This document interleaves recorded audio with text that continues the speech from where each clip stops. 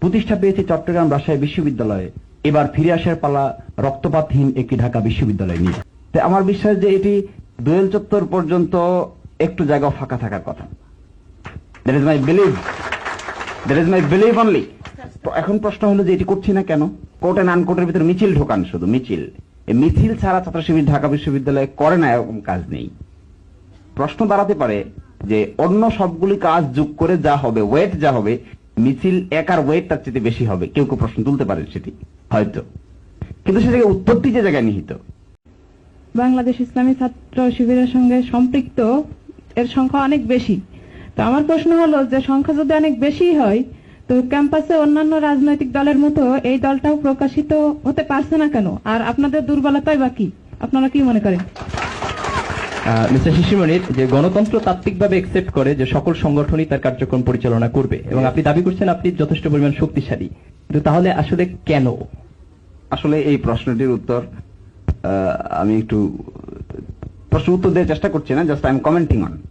আমি এই মন্তব্যটির উপর কমেন্ট করতে চাচ্ছি এইভাবে যে দেখুন, আজকে যদি আমরা রাতে বসে একটা সিদ্ধান্ত নেই যে from tomorrow morning Shibir will start political activities, Shibir কিন্তু পলিটিক্যাল অ্যাক্টিভিটিস ছাড়া, political activities means court and আনকোর্টের ভিতরে মিছিল ঢোকান, শুধু মিছিল। এই মিছিল ছাড়া ছাত্র শিবির ঢাকা বিশ্ববিদ্যালয়ে করে না, এরকম কাজ নেই। প্রশ্ন দাঁড়াতে পারে যে অন্য সবগুলি কাজ যোগ করে যা হবে, ওয়েট যা হবে, মিছিল একার ওয়েট তার চেয়ে বেশি হবে। কেউ কেউ প্রশ্ন তুলতে পারেন সেটি হয়তো, কিন্তু সে জায়গায় উৎপত্তি যে জায়গায় নিহিত।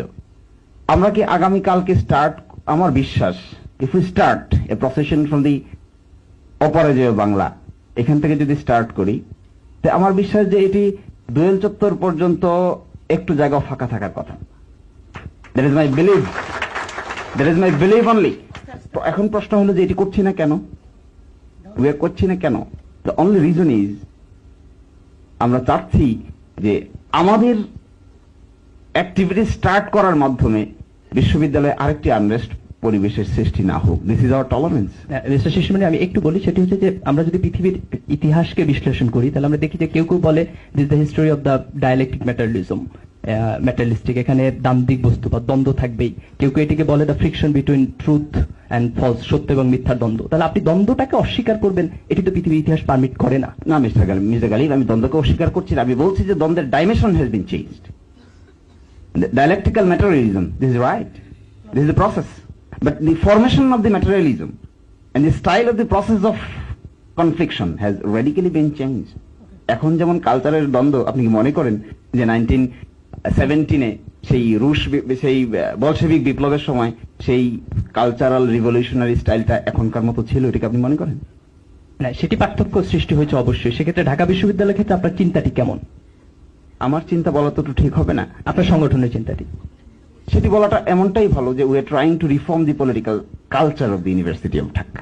জি, ধন্যবাদ। মিস্টার মাসুদ, আমি একটু যাবো। আপনি বলেছেন যে রাজনীতি, ইসলামী রাজনীতি যেটি জাস্টিফিকেশন, সেটি হচ্ছে অন্যায়ের প্রতিরোধ করা। তো এই আপনাদের উপরে যে একটি ঐতিহাসিক অন্যায় হচ্ছে ঢাকা বিশ্ববিদ্যালয়ে, আপনারা সেটি প্রতিকারের ব্যাপারে কি আসলে কি করবেন? ঐতিহাসিক অন্যায়ের প্রতিবাদ তো ঐতিহাসিক ভাবেই হওয়া উচিত ছিল, আমরা ঐতিহাসিক ভাবেই করব, সময় ফুরিয়ে যায়নি। আপনি যে ইতিহাসের কথা বললেন, ইতিহাসের যাত্রা শুরু হয়েছে কিন্তু তারও আগের ইতিহাস থেকে, যেটাকে প্রাগ ঐতিহাসিক বলে। সেই ইতিহাস কোনটি? আমার মধ্যে শিশির মোহাম্মদ মনির যেটি চাচ্ছেন সেটি হচ্ছে ঢাকা বিশ্ববিদ্যালয়ে তিনি চাচ্ছেন যেখান থেকে ইসলামী ছাত্র শিবিরের যাত্রা শুরু 1977 6 ফেব্রুয়ারি ঢাকা বিশ্ববিদ্যালয়ের কেন্দ্রীয় জামে মসজিদ থেকে শুরু হয়েছিল। রাসূল করিম সাল্লাল্লাহু আলাইহি সাল্লাম ইসলামের কার্যক্রম শুরু করেছিলেন মক্কা থেকে, প্রতিষ্ঠা পেয়েছেন মদিনাতে গিয়ে, ফিরে এসেছেন রক্তপাতহীন একটি মক্কা বিজয় নিয়ে। ইসলামী ছাত্র শিবিরের যাত্রা শুরু হয়েছে ঢাকা বিশ্ববিদ্যালয়ের কেন্দ্রীয় জামে মসজিদ থেকে, প্রতিষ্ঠা পেয়েছে চট্টগ্রাম রাজশাহী বিশ্ববিদ্যালয়ে, এবার ফিরে আসার পালা রক্তপাতহীন একটি ঢাকা বিশ্ববিদ্যালয় নিয়ে।